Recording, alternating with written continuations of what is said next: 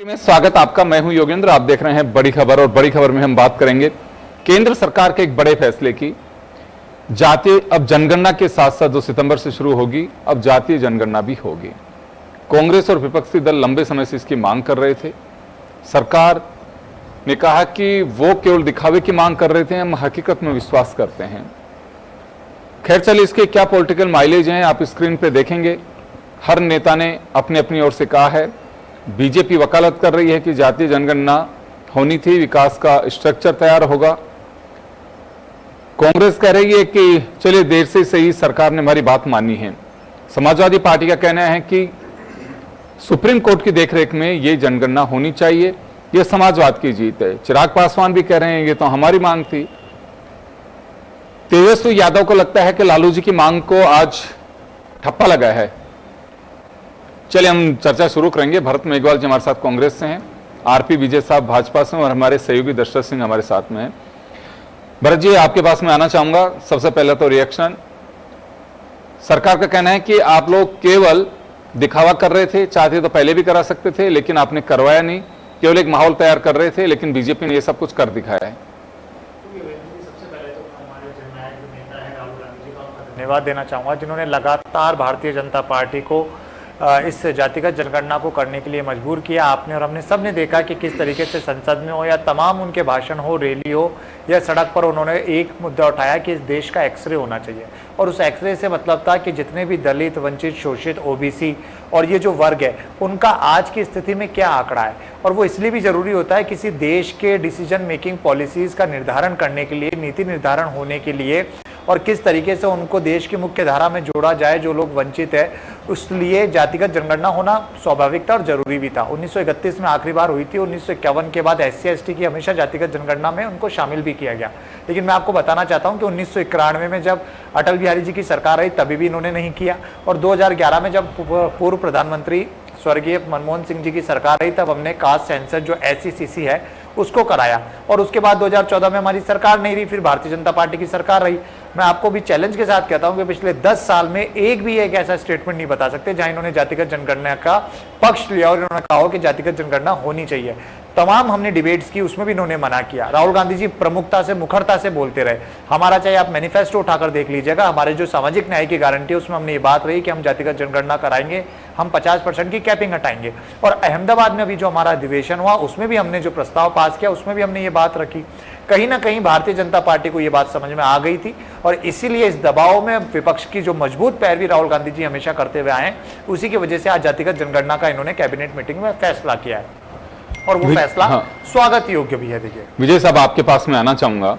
कांग्रेस लगातार कह रही है कि मोदी साहब जब से आए सरकार में एक भी ऐसा स्टेटमेंट नहीं है।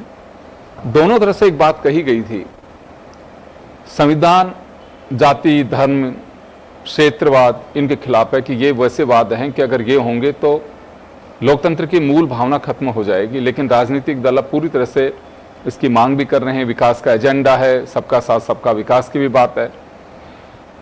अभी अचानक कि कैबिनेट में जो मजमून तैयार किया गया उस पर ठप्पा भी लगा दिया गया है।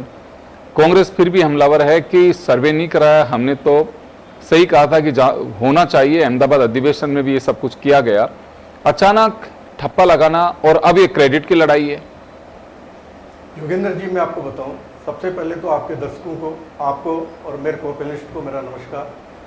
दूसरी चीज़, आज मैं सबसे पहले बधाई देना चाहूँगा मोदी जी को और कैबिनेट कमेटी के राजनीतिक विषय वाली कमेटी को मैं, कि आज उन्होंने वो काम करके दिखाया जो कांग्रेस सिर्फ दिखावा करती थी, बात करती थी। इन्होंने जब से ये शासन में आए, इन्होंने अपने टाइम में क्यों नहीं किया? ये जब भी इस बात को उठाते हैं जब ये विपक्ष में होते हैं। जब ये सत्ता में होते हैं, जब कोई काम नहीं करते। 2010 के अंदर मनमोहन जी ने एक कमेटी बना करके और सेंसस के लिए कहा था कि हम एक कास्ट सेंसस करवाएंगे, पर उसको भी इकोनॉमिक कास्ट सेंस करवा दिया इन्होंने। ESCC, economic social caste census के नाम से कोई किया, ग्रुप बनाया, उसकी हुई, उसके बाद उसको डिस्क्लोज नहीं किया गया। और रही बात, अभी भरत मेघवाल जी कह रहे थे कि बीजेपी बात करती है, इनका एक स्टेटमेंट ऐसा नहीं है। मैं कहता हूं कि आप देखिए 18 सितंबर 2024 उसको देखिएगा, उसमें हमारे गृह मंत्री ने क्या कहा था, इस बार जो सेंसस होगी उसमें कास्ट सेंसस का ध्यान रखा जाएगा। ये उनका स्टेटमेंट है, ऐसे नहीं कर रहा हूं मैं। तो आप ये जो बातें कर रहे हो, आपने कभी भी जब भी सत्ता में रहे आपने कुछ नहीं किया, आपने सिर्फ बात करी। अब रही बात भारतीय जनता पार्टी की जो वर्तमान सरकार है, इसको तो मौका ही नहीं मिला। 2000 इसके अंदर जब कोविड आ गया, उस समय जब सेंसस होनी थी 2021 वाली, उसके अंदर उसको डेफर कर दिया गया।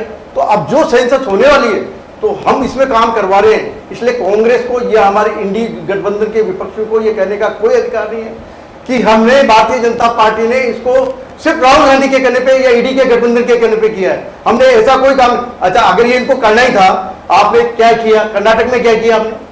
कर्नाटक में आपकी सरकार थी, सर्वे आपने किया? आपने फिर सर्वे किया क्या? आपने उसको डिक्लेयर कहाँ किया? आपने कुछ नहीं किया। मैं आपको थोड़ा बहुत फिर सर्वे हुआ था, बिहार के अंदर हुआ था।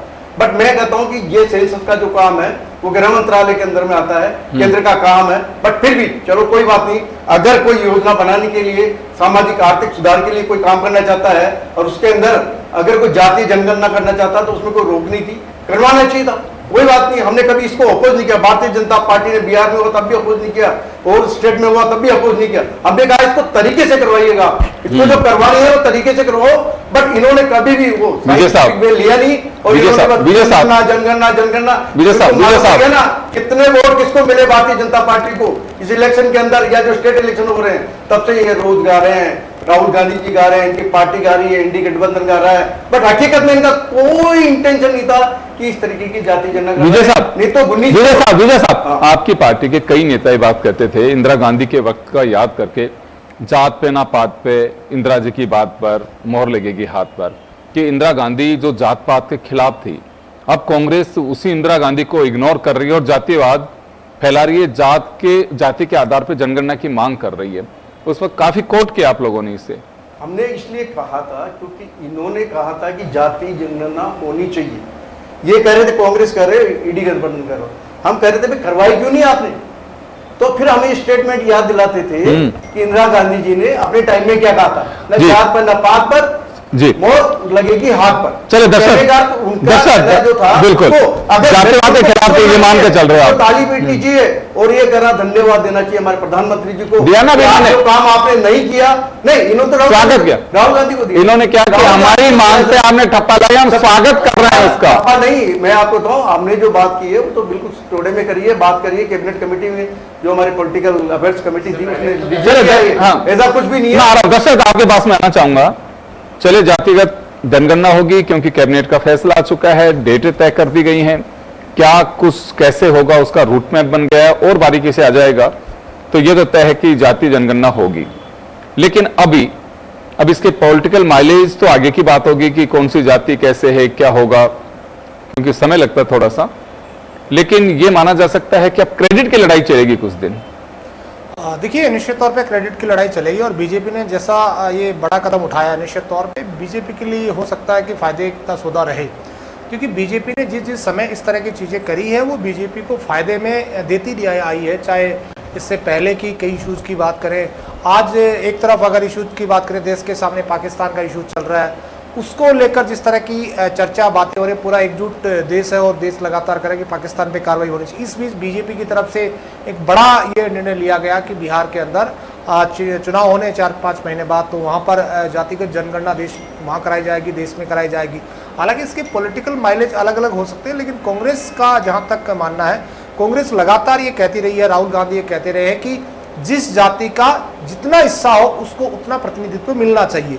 लेकिन ये मुझे लगता है ये संभव नहीं हो सकता किसी भी चुनी हुई सरकारों के लिए कि किस जाति का कितना अगर जनसंख्या है उसके आधार पर उनको पॉलिटिकल अपॉइंटमेंट दे दें, सरकारी नौकरी दे दें, ऐसा नहीं हो सकता।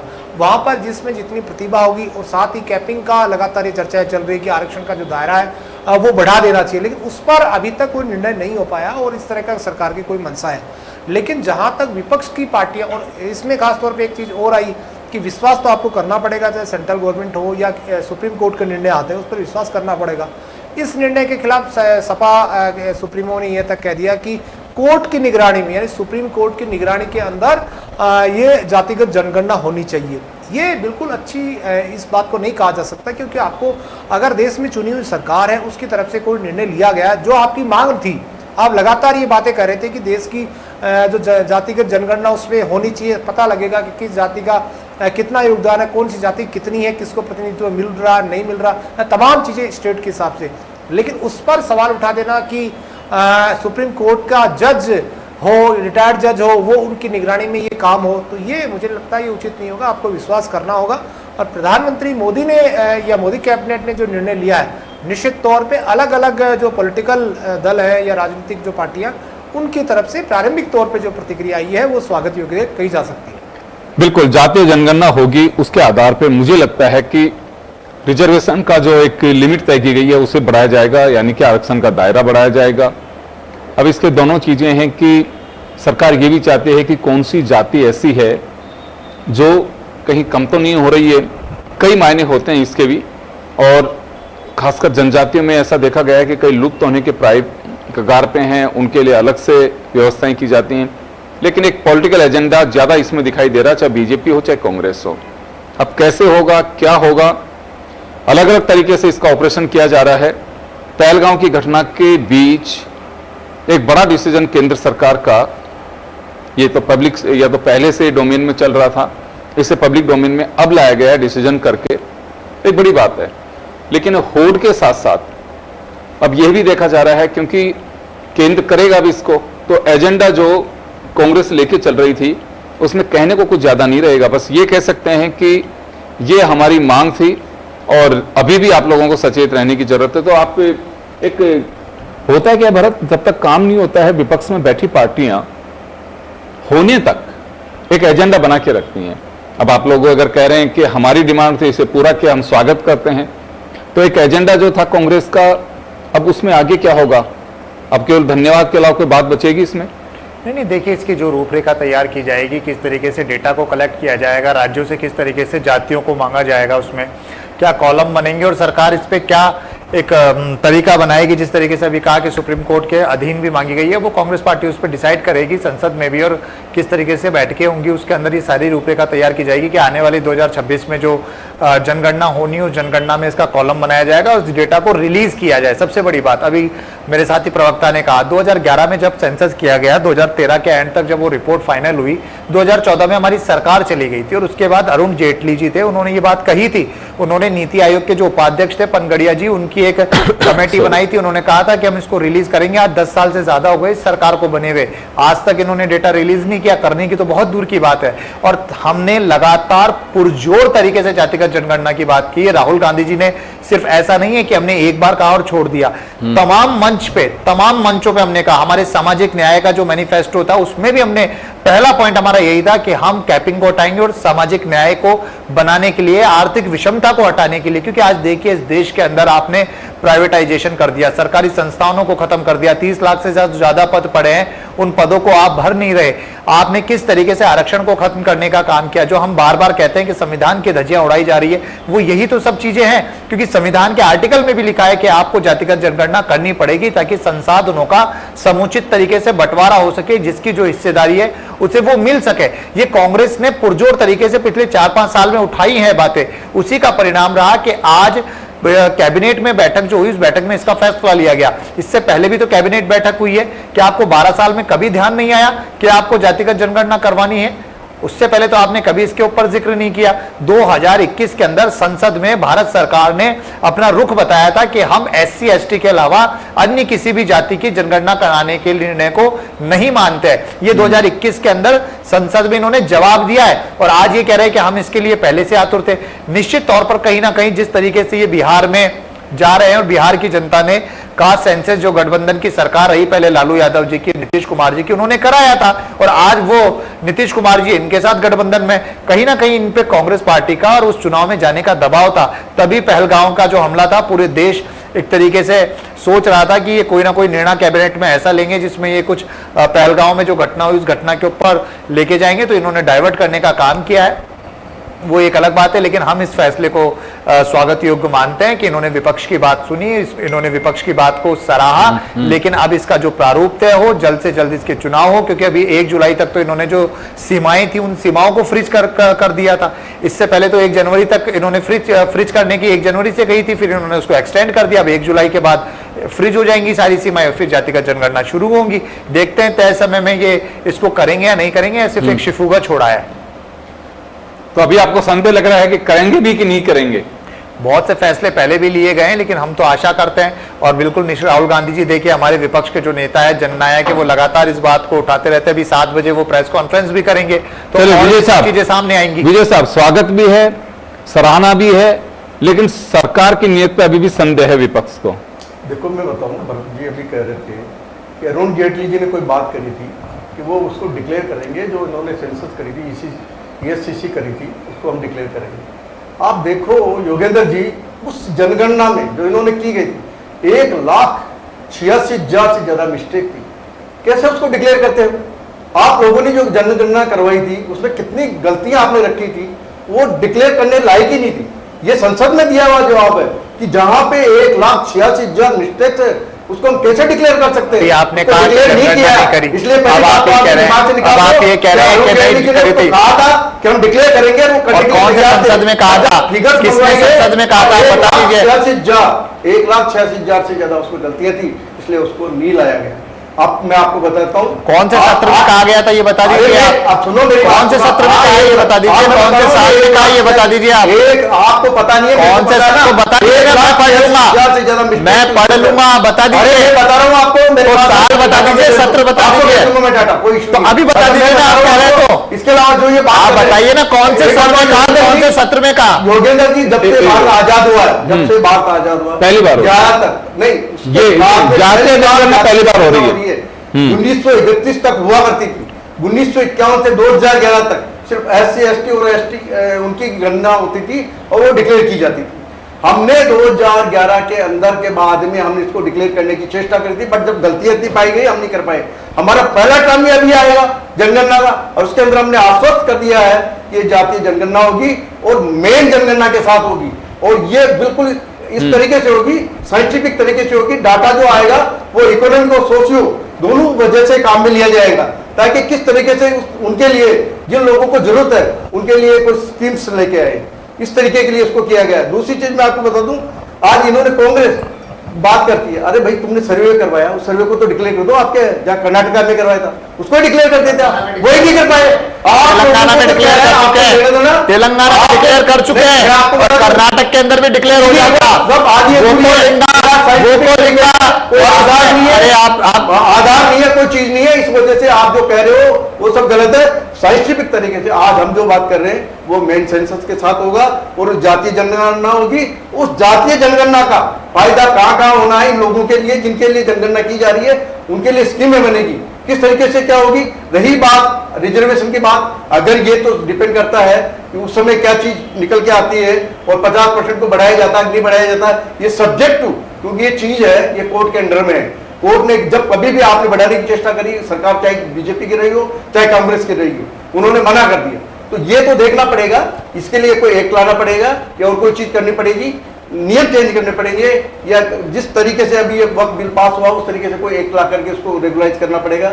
अब ये मैं नहीं कह सकता क्योंकि ये अभी भविष्य के गर्त में, बट जो चीज है कि आज हमने ये शुरुआत करी है और अच्छी शुरुआत करी है और इसमें कोई दो राय नहीं है। भारतीय जनता पार्टी मैं बताऊं, जो कहती है वो करती है। और हमने ये आज नहीं कहा, आपको जो बता दो 18 सितंबर 2024 को हमारे अमित शाह जी ने, गृह मंत्री जो हैं जिनके अंडर में सेंसस आती है, उन्होंने कहा था कि ये जो जातीय जनगणना का खुलासा मैं जब जनगणना की बात आएगी उस दिन मैं कर दूंगा। और आज उन्होंने करवा दिया है। इस कैबिनेट कमेटी ने डिसीजन ले लिया है। प्रधानमंत्री जी नरेंद्र मोदी वहां थे, उनके नेतृत्व में ये कमेटी बैठी थी और ये डिसीजन लिया है। और ये सभी, मैं ये मानता हूं कि सभी ने इसका स्वागत किया है, जितने भी हैं।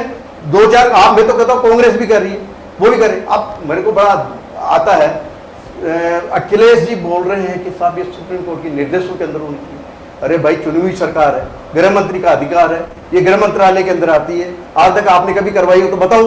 तो इस तरीके की नहीं करनी चाहिए। मैं कहता हूं सबको, इसके अगर इनकी मांग क्या जातिगत जनगणना थी, ईडी गठबंधन क्या जातिगत जनगणना आपके 2024 के मैनिफेस्टो में था? ये बता दीजिए आप। आपके मैनिफेस्टो में नहीं था। आपको धन्यवाद देता हूं। आपके प्रायोरिटी में नहीं था डॉक्टर साहब। हमने जो बात कर रहे हैं, हम सॉरी बात कर रहे हैं, आप सिर्फ कागजों में बात करते थे। विजय साहब, आपके मैनिफेस्टो में नहीं था। आप पॉलिटिकल मैनिफेस्टो में नहीं था। आपका कोई होता तो आप करते ना अपने शासन के अंदर। आपके मैनिफेस्टो में नहीं था ये। शासन आप कर रहा, आपने कुछ नहीं किया। 1991 में अटल बिहारी जी ने मना कर दिया। पार्टी किस तरीके से 1991 में अटल बिहारी जी ने मना कर दिया था। आपने कुछ नहीं किया अपनी लेवल पे। हमको रोकने के लिए आपने कहा था, एक चाल चली थी आपने कि यार ये इतने वोट कैसे लेके आते हैं, तो हम इसको बात करें। ये लोकसभा का परिणाम है जो आपने देख लिया। और 2010 के अंदर तो आपकी कैबिनेट कमेटी ने डिसीजन ले लिया था, उसको रोका क्या था? पी चिदम्बरम जी ने रोका था उसको। और हमारी सरकार ने आगे कहा गलती है इतनी थी। देखिए, मनगढ़ंत बातें, मुझे लगता है योगेंद्र जी मनगढ़ंत बातें करने का ये चैनल नहीं है। आपने ये नहीं बताया कि संसद में कौन से सत्र में कौन से साल में दिया, आप ये नहीं बता पाए। पहले आपने कहा कि सेंसस में कराया, फिर आप कह रहे सेंसस कराया जो गलत कराया। आप जवाब नहीं दे रहे। आपके मैनिफेस्टो में क्या जातिगत जनगणना है ये बता दीजिए। 2024 में जातिगत जनगणना आपके मैनिफेस्टो में है या नहीं, ये बता दीजिए। चलिए दर्शक, आपके पास में आना चाहूंगा। सरकार कोई भी हो करा रही है जनगणना, और जनगणना के रिजल्ट जब आएंगे तो आपको लगता है कि दो चीजें सामने आएंगी। जातियों के आधार पे गवर्नमेंट अपना रिकॉर्ड के साथ साथ डेवलपमेंट की सोच सकती है कि भाई किसका क्या विकास होगा। दूसरा, रिजर्वेशन के दायरे पर असर पड़ सकता है। तीसरा, आपको लगता है कि जातियां अपने अंदाज से डिमांड भी करेंगी कि इस जाति के लोग हमारे ज्यादा है, आप हमें दीजिए। पर्टिकुलर जिस तबके में, चाहे मसलन ओबीसी में हो, चाहे एसटी में हो, चाहे एससी में हो, उन लोगों की अलग डिमांड्स होंगी। फिर देखिए, निश्चित तौर पे जिस दिन जातिगत जनगणना होगी और तस्वीर साफ होगी किस बिरादरी के कितने लोग हैं, किस किस स्टेट में, निश्चित तौर पे ये बातें खुलकर सामने आएंगी। अभी पॉलिटिकल पार्टी के नेता भले कहें कि जिस जाति का जितना वर्चस्व उसको उतना अधिकार मिलना चाहिए, भागीदारी मिलनी चाहिए। कांग्रेस भी लगातार ये बात कहती है। अब जब जनगणना देश के अंदर होगी तो निश्चित तौर पे अलग अलग जातियों का जो जितना परसेंटेज उनकी जनसंख्या होगी उसके अकॉर्डिंग वो कहीं ना कहीं सत्ता की भागीदारी के साथ ही रिजर्वेशन जो आरक्षण व्यवस्था है उसमें भी वो डिमांड करेंगे कि उनको उतना आरक्षण मिलना चाहिए। साथ ही सरकार की तरफ से भी ये हो सकता है कि जिस जाति की जितनी जनगणना होगी उसका क्या रिजर्वेशन का कितना कोटा है और क्या रिजर्वेशन के कोटे के तहत उस जाति को उतना लाभ मिल रहा है, नहीं मिल रहा, क्या उसकी सामाजिक आर्थिक जो जरूरतें हैं वो पूरी हो रही है या नहीं हो रही, या गरीबी उस जाति वर्ग में है या नहीं, उसको कैसे दुरुस्त किया जाता है। निश्चित तौर पे आने वाले वक्त के अंदर वेलफेयर की बड़ी स्कीमें जब जनगणना हो जाएगी तो अलग अलग वर्ग के लिए सरकार की तरफ से लॉन्च। लेकिन ये भी होगा कि मुझे जो लगता है कि भविष्य की चीज बताना चाहूंगा, बहुत अर्ली है। खैर, पर्टिकुलर मान लो किसी तबके में सीट अगर रिजर्व है वहां की, उस जाति के लोग अगर कम हैं और दूसरी जाति भी उसी उसमें आती है कोटे में, तो मांग की जाएगी कि नहीं उसके तो वोट ही कम है, टिकट हमारा बनता है। तो बहुत सारी चीजें भी आएंगी। अभी खैर पॉलिटिकल माइलेज हो, देश का डेवलपमेंट हो, तमाम चीजों को देख करके डिसीजन लिया गया होगा। लेकिन कुछ दिन इस पर सियासत चलना लाजमी होगा, चलती रहेगी। ये मुझे लगता है इतनी जल्दी थमने वाली नहीं। आप सभी का बहुत बहुत शुक्रिया। बड़ी खबर में इतना ही, दीजिए इजाजत, नमस्कार।